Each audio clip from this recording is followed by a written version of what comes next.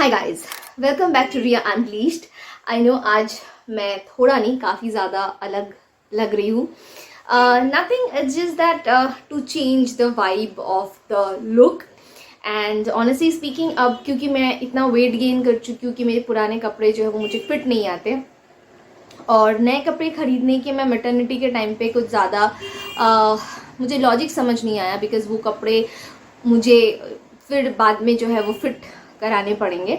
सो इसलिए मैंने कोई नए कपड़े ऐसा सच नहीं लिए हैं।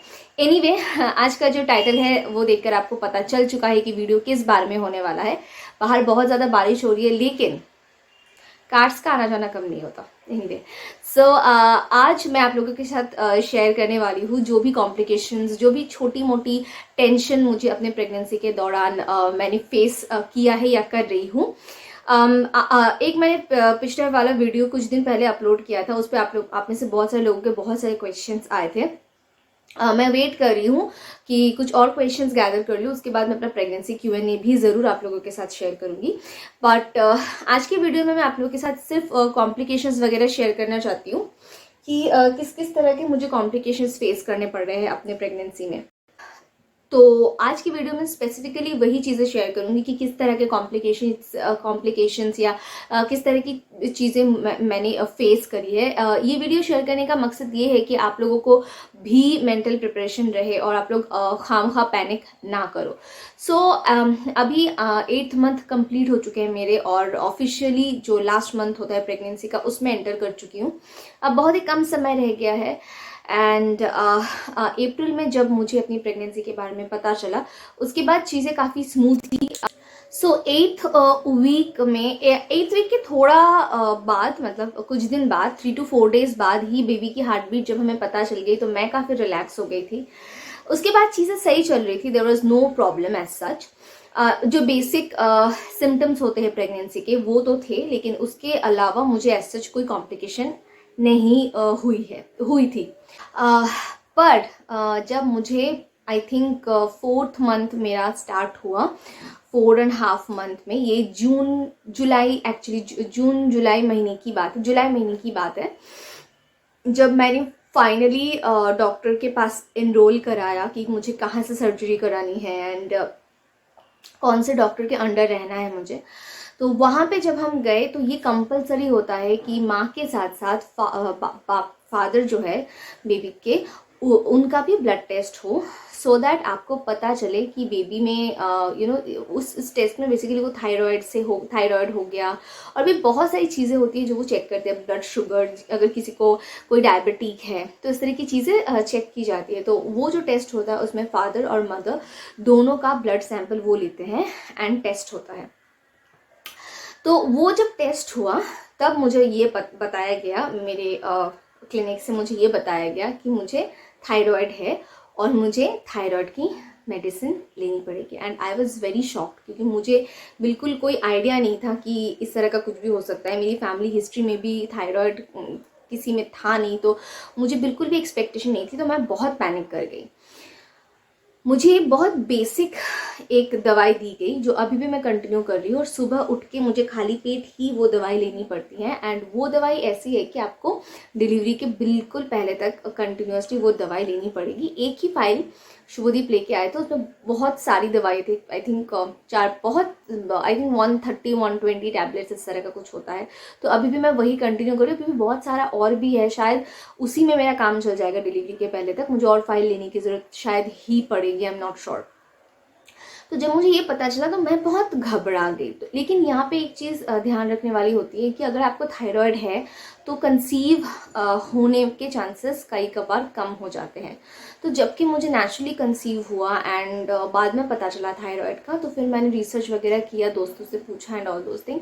उसमें मुझे ये पता चला कि प्रेगनेंसी हार्मोन्स के कारण जो है कई कबार हमारा जो थायराइड जो हार्मोन होता है, बेसिकली ये हार्मोन ही है ना, एक आप लोगों ने पढ़ा होगा अपने स्कूल टाइम में, एक ग्लैंड होता है जहाँ से हार्मोन्स मतलब आते हैं हमारी बॉडी में।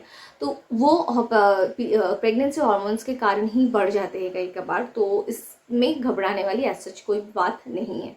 तो ये मेरे लिए पहला एक शॉक था। बिल्कुल भी आइडिया नहीं था मुझे कि ऐसा कुछ हो सकता है। तो ये हुआ, और ऑब्वियसली पहला एक्सपीरियंस है, और मेरी मम्मी मैं पैदा हुई थी सालों पहले, तो ऑब्वियसली अब वो भी, उनको भी ऐसा कोई अभी अभी के टाइम का कुछ उनको आता पता है नहीं। ये सब हो गया। उसके बाद ऑलमोस्ट जब मैं 6 मंथ अपने कंप्लीट करके 7th मंथ में जा चुकी थी या चली भी गई थी, तब एक दिन मैं क्लिनिक में गई नॉर्मल अपने डेली चेकअप के लिए। एंड एक्चुअली होता ये है, मैं आपको बताती हूँ, जब हम डॉक्टर के पास अपनी प्रेगनेंसी कंफर्म कराने जाते हैं तो हमें ये बोला जाता है कि आपका ब्लैडर फुल होना चाहिए और आपका यूरिन प्रेशर जो है वो अच्छा खासा यूरिन प्रेशर, यूरिन आपको होल्ड करना है।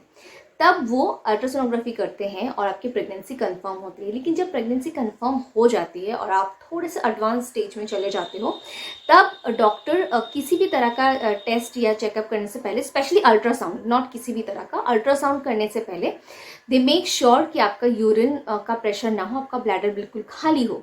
इन दैट की सिचुएशन उनको बेबी का हार्ट बीट समझने में आसानी होती है। एक जेल वो आपके स्टमक एरिया में लगाते हैं एंड उनके पास एक इतना लंबा मशीन होता है जिससे वो बेबी का हार्ट बीट डिटेक्ट करते हैं। सो हुआ ये, उस दिन मैं लेटी एंड वो हार्ट बीट डिटेक्ट करने की कोशिश कर रहे थे। 2 नर्स और 2 डॉक्टर मिलके बेबी का हार्ट बीट उनको नहीं मिल रहा था। ठीक है, पहले तो आई वॉज लाइक कि हाँ, because I was feeling her movements inside my womb, but doctors को जो है हार्ट बीट नहीं मिल रही थी। तो मैं थोड़ा सा वहाँ पे पैनिक हो गई। एंड देन फाइनली जब बेबी का हार्ट बीट मिला, देन डॉक्टर ने मुझे ये बोला कि जो आपके वीक्स चल रहे हैं उसके हिसाब से बेबी का जो ग्रोथ है वो एक्सपेक्टेड लेवल से थोड़ा कम है। एंड मैं वहाँ पे फ्रीज कर गई। ठीक है, right there I started crying, मतलब not in front of the doctor, बाहर आके शुभदीप वहीं पे थे, आई स्टार्टेड क्राइंग। तो डॉक्टर ने मुझे कुछ चीज़ें प्रेस्क्राइब की। आप अगर मेरे व्लॉग्स देखते हो तो आपको पता होगा, मुझे रेगुलर बेसिस पे एक सैशे पानी में डाल के उसे घूट के पीना पड़ता है। वैसे मेरी डाइट काफ़ी अच्छी है, फ्रूट्स ले लो आप, फिश ले लो, राइस ले लो, दाल चावल ले लो आप, मतलब मैंने सब कुछ खाया है अपनी प्रेगनेंसी में। हाँ, चिकन मैंने थोड़ा सा कम खाया बिकॉज मैं चिकन खा नहीं पा रही थी। अब चिकन खा पाती हूँ, बट फिर 6-7 मंथ तक चिकन नहीं खा पा रही थी और एक टाइम पे तो मैं अंडा भी नहीं खा पा रही थी। So this was the situation, right there and there I started crying. Then घर आके मैंने शुभदीप से कहा कि जो मेरे डॉक्टर है, हेड डॉक्टर है, उनके पास फिर से वापस हमने उनका जो अपॉइंटमेंट है वो लिया एंड उनके पास हम चेकअप कराने गए। नाउ चेकअप करके डॉक्टर ने हमें बोला कि एवरीथिंग सिम्स नॉर्मल, बट आप जो है एक बेबी का फीटल इको करा लो, फीटल इको कार्डियोग्राफी। अब इको कार्डियोग्राफी क्या होती है, आप में से बहुत से लोगों को पता होगा। बड़ों में ये टेस्ट किया जाता है टू नो कि आपका हार्ट किस तरह से फंक्शन कर रहा है, अच्छे से फंक्शन कर रहा है या कोई प्रॉब्लम दे रहा है। तो फीटल इको जो होता है वो बेबी, जो वूम्ब में आपके बेबी है उसका हार्ट सही तरीके से काम कर रहा है या नहीं कर रहा है, उसे चेक करने के लिए फीटल इको कार्डियोग्राफी की जाती है। एक तो ये हर जगह पे होता नहीं, दूसरा थोड़ा सा एक्सपेंसिव है। तो हमने तुरंत फीटल इको कार्डियोग्राफी कराया। अच्छा, एक फीटल इको कार्डियोग्राफी जो डॉक्टर करते हैं, ऑब्वियसली वो जो फीटल उसे बोलते हैं, जो हमारे वूम में बेबी है उसे फीटल बोलता है। तो फीटल का जो हार्ट है उसके ऊपर भी स्पेशलाइजेशन होता है कि उसका हार्ट कैसे चल रहा है बच्चे का जो वूम के अंदर है। तो बहुत अच्छे बड़े नामचीन डॉक्टर ने मेरा फीटल इको किया एंड फिर उन्होंने टेस्ट रिपोर्ट जब मैंने पूछा, शी सेड कि एवरीथिंग इज नॉर्मल, कोई प्रॉब्लम नहीं है, एवरीथिंग इज ओके, आपके बेबी का हार्ट वगैरह सारा सब कुछ ठीक है। तो मैं फिर थोड़ा सा मैं रिलैक्स हुई। देन वापस जब मैं डॉक्टर के पास चेकअप कराने गई, वापस मुझे डॉक्टर ने वही बोला कि अगेन मुझे थोड़ा सा बेबी छोटा लग रहा है। अगेन मैं थोड़ा सा डर गई, बट उतना नहीं जितना पहली बार डरी थी। डॉक्टर ने मुझे तुरंत वापस अल्ट्रासाउंड के लिए भेजा कि आप वापस जाइए, अल्ट्रासाउंड अभी करा के लेके आइए। तुरंत अल्ट्रासाउंड हुआ और ये पता चला कि मेरे 7वें महीना कंप्लीट होने के मतलब बिल्कुल लास्ट के डेज में भी बेबी का वेट 1.5 kg 1.5 kg से थोड़ा ही ज़्यादा था, जो कि एक्सपेक्टेड था कि 2 kg क्रॉस कर जाए, 2 kg या 2 kg क्रॉस कर जाए या इस तरह का कुछ। तो वही डॉक्टर ने मुझे अगेन बोला कि आप यही चीज़ें कंटिन्यू करो, प्रॉपर डाइट करो, बिल्कुल रेस्ट करो, खड़े होके मत काम करो, जितना हो सके आप रेस्ट करो, ये वो सारी चीज़ें उन्होंने मुझे बोली। और बैक टू बैक 2 मुझे इंजेक्शन लगाए। अब मुझे ये तब तो मुझे ये लगा था कि ये इस वजह से स्पेशली मुझे इंजेक्शन लग रहे हैं, लेकिन बाद में मुझे पता चला कि ये इंजेक्शन जो बैक टू बैक 2 कोई BCG और समथिंग इस तरह का कोई इंजेक्शन होता है, वो बैक टू बैक लगाते हैं। 2 दिन 2 इंजेक्शन लगते हैं हर पेशेंट को, हर वुड बी मदर्स को, to maintain babies heart rate. तो अब ये सिचुएशन है कि ये सारी जो चीज़ें हैं ये कई जगह पे मुझे ठोकर लगी, धक्का लगा, क्योंकि मेरा ऑब्वियसली पहला एक्सपीरियंस है। मैं बहुत मेंटल पीस में थी और डॉक्टर जो हमारे हैं वो बहुत ज़्यादा अच्छे हैं, तो ये मुझे काफ़ी एक सुकून था। अभी जो है आज है मंडे एंड कमिंग संडे मैं वापस अपने डॉक्टर के पास जाऊंगी एंड होपफुली जो डॉक्टर मुझे एक्चुअली अभी लास्ट टाइम में जब मैं गई थी ना, दुर्गा पूजा के कारण बहुत सारे डॉक्टर्स छुट्टी पे थे, जो मेरी डॉक्टर है वो छुट्टी पे थी एंड इसलिए उनका एक्सेस मुझे नहीं मिल पाया। आई थिंक कमिंग सैटरडे वो ही मुझे देखेंगे। कमिंग सैटरडे मैं जाके डॉक्टर से पूछूंगी कि बेबी के ग्रोथ में आपको कितना बेटरमेंट समझ में आ रहा है। तो यही कुछ कॉम्प्लिकेशंस हैं जो अभी तक मैंने फेस किया है। अभी तो बहुत ही कम दिन रह गए हैं। आप में से बहुत से लोगों ने मुझे इंजेक्शन का पूछा था कि कितने इंजेक्शन प्रेगनेंसी में लगते हैं। देखिए 2 टिटेनस के इंजेक्शंस तो ज़रूर लगते हैं, सबको लगते हैं वो कंपलसरी तौर पर। और ब्लड टेस्ट जो है वो भी कम से कम 2 बार तो होगा आपका, ठीक है। 2 बार ही मैंने ब्लड दिया, दोनों टाइम मुझे ट्वाइस देना पड़ा, एक बार इस हाथ से एक बार इस हाथ से, खाना खाने के पहले और खाना खाने के 2 घंटे बाद। तो ये मुझे एक बार अपने सेकेंड ट्राइमेस्टर में शायद देना पड़ा था, बिल्कुल बिगिनिंग में, एंड या फर्स्ट ट्राइमेस्टर के एंडिंग में, और एक आपको देना पड़ता है अपने लास्ट ट्राइमेस्टर में। तो ये दो बार ही ब्लड देना तो कंपलसरी होता है। बाकी डिपेंड करता है पेशेंट टू पेशेंट, सबकी बॉडी एक तरह की नहीं होती है, सबकी बॉडी एक तरह से फंक्शन भी नहीं करती है, तो इसमें तो कोई फिक्स नंबर है नहीं कि इतनी ही बार इंजेक्शंस लगते हैं।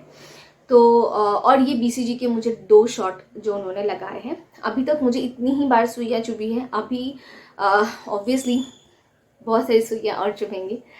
तो ये कुछ मेरे एक्सपीरियंसेस रहे जो मैंने आपके साथ शेयर किए। बहुत सारे लोगों, आप में से बहुत से लोग जानना चाहते थे कि किस तरह के क्या मेरा कैसे एक्सपीरियंस रहा, और क्योंकि मैंने सोचा हुआ है कि मैं अपने सारे एक्सपीरियंस आप लोगों के साथ शेयर करूँगी। So this was an experience. I hope कि आगे चल के और कोई बड़ा टेंशन ना आए, बहुत बड़ा मुझे कोई धक्का ना लगे और सब कुछ स्मूथ तरीके से हो जाए। बहुत जल्द अपना प्रेगनेंसी Q&A लेकर भी आऊँगी। मीनवाइल आप लोग प्लीज़ अपना ख्याल रखिए। मैं बहुत जल्द मिलूंगी आपसे अपने नेक्स्ट ब्लॉग।